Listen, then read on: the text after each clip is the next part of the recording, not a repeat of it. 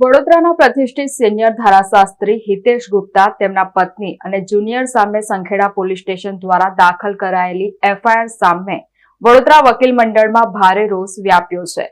વકીલ મંડળના પ્રતિનિધિઓ અને ગુજરાત બાર કાઉન્સિલના સભ્યોએ પોલીસ તંત્ર સામે ગંભીર આક્ષેપો કર્યા છે। વડોદરાના પ્રતિષ્ઠિત સિનિયર ધારાશાસ્ત્રી હિતેશ ગુપ્તા સામે નોંધાયેલી એફઆઈઆરના વિરોધમાં વકીલ મંડળે વિરોધ પ્રદર્શન કર્યું। વકીલોનો આક્ષેપ છે કે છોટાઉદેપુર એસપી, ડીવાયએસપી અને પીઆઈ દ્વારા કોઈપણ પ્રાથમિક તપાસ કર્યા વગર અંગત દુશ્મનાવટ રાખીને આ ખોટી ફરિયાદ નોંધવામાં આવી છે। વકીલ ઉપરાંત તેમના પરિવારને હેરાન કરવાના હેતુથી પત્નીનું નામ પણ કેસમાં સાંકળી લેવાયું છે। બાર કાઉન્સિલના સભ્ય અને ટ્રેઝરે સ્પષ્ટ ચેતવણી આપી છે કે જો પોલીસ તંત્ર વકીલો વિરુદ્ધ આવી ખોટી કાર્યવાહી બંધ નહીં કરે તો સમગ્ર ગુજરાતમાં ઉગ્ર આંદોલન કરવામાં આવશે। જરૂર પડશે તો કોર્ટના દરવાજા બંધ કરી પોલીસ જાપ્તાને પ્રવેશતા અટકાવવામાં આવશે। વકીલ મંડળે પોતાના સાથી વકીલની પડખે મક્કમતાથી ઉભા રહેવાની જાહેરાત કરી છે।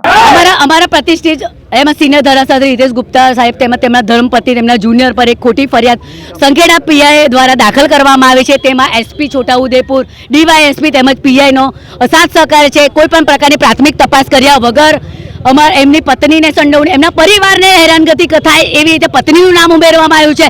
તદ્દન ફરિયાદ ખોટી છે। 7 તારીખે ફરિયાદ દાખલ કરવામાં આવી છે અને 5મા મહિનાની ઘટના બતાવી છે। ટોટલ તમે ફરિયાદ વાંચો એમાં ટોટલી ખબર પડી જાય છે કે આ દુશ્મની રાખીને ફરિયાદ દાખલ કરવામાં આવી છે। જે પણ દુશ્મની એમના દુશ્મનો હશે, એમના દુશ્મનોને અમને કોઈ જાણ નથી, પરંતુ અમારા વકીલ પર ખોટી ફરિયાદ કરવામાં આવી છે, જેથી અમે એમની સાથે રહીશું। અને જો પોલીસ તંત્ર હજી પણ વકીલોના વિરુદ્ધમાં ફરિયાદ ખોટીઓ લેશે તો હું બાર કાઉન્સિલ ઓફ ગુજરાતના મેમ્બર તરીકે તેમજ વડોદરા વકીલ મંડળ ટ્રેઝરર તરીકે આહવાન કરું છું કે આખા ગુજરાતમાં પોલીસ તંત્ર વિરુદ્ધ ઉગ્ર આંદોલન થશે। જો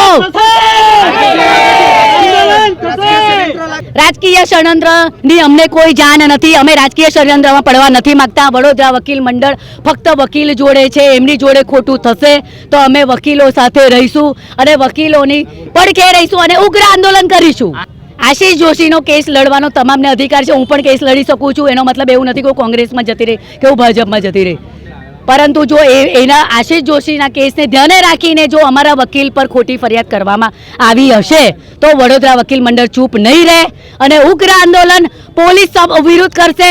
કોર્ટના દરવાજા બંધ થઈ જશે, એમના જાપ્તા અંદર નહીં આવવા દઈએ અમે।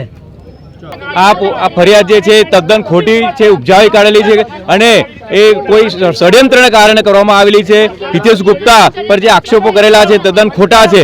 અમે આખું વકીલ મંડળ અને વકીલ મંડળના તમામ હોદ્દેદારો વકીલ હિતેશ ગુપ્તા સાથે છે અને પોલીસે જે પોતાની જે મનમાની કરી છે, તાનાશાહી કરી છે અને ખોટી ફરિયાદ નોંધી છે એ તદ્દન ખોટી છે અને અમે આજે આવેદનપત્ર આપવા જઈએ છીએ। અમારી હડતાલ ચાલુ રહેશે અને અમે પોલીસને પણ જાણ કરીએ છીએ કે જે એફઆરઆઈ ખોટી ફાડેલી છે પરત ખેંચે, નહીં તો અમારા અચોક્કસ મુદતના આંદોલન કાયમ ચાલુ રહેશે જ્યાં સુધી આ ફરિયાદ પાછી નહીં ખેંચે ત્યાં સુધી।